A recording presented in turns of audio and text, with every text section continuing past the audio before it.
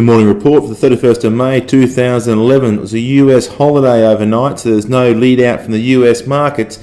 Our market was pretty stable yesterday. The All Ords down 0.2% and the ASX 200 down 0.3%. All Ords closing at 4,746 points. Obviously, we're still in that trading range of 4,800 to 4,500, sitting towards the upper end of it at present. Look, I think at present the market will be a little bit unstable for the coming weeks. There's a couple of issues in the pipeline. Obviously, the first is June is upon us very shortly. Reserve Bank will be meeting once again. The major banks have come out and picked a 0.25% rate rise for June, so everyone will be sitting back and waiting to see whether interest rates will be moving up. Now, with the stimulus spending that's been going on in the country over the last couple of months, and CPI figures are expected to be a little bit higher, I think that generally the market is pegging. It's a fairly good bet that we might see a 0.25% rate rise. So you've got to be a little bit careful there, certainly when you have got high levels of gearing, and that'll keep the market on hold.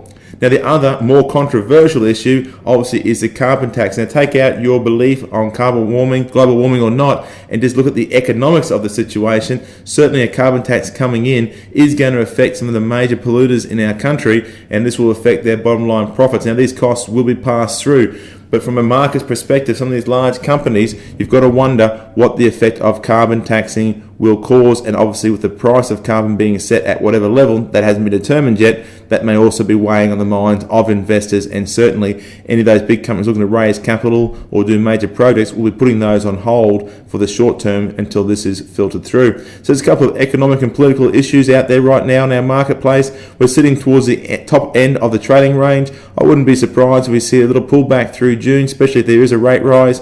I'll keep in mind that our Aussie dollar is still sitting around $1.07. That's not great for our exporters. And as we roll through to the second half of the year, we'll certainly start hearing more about forward contracts and hedging contracts for the exporters.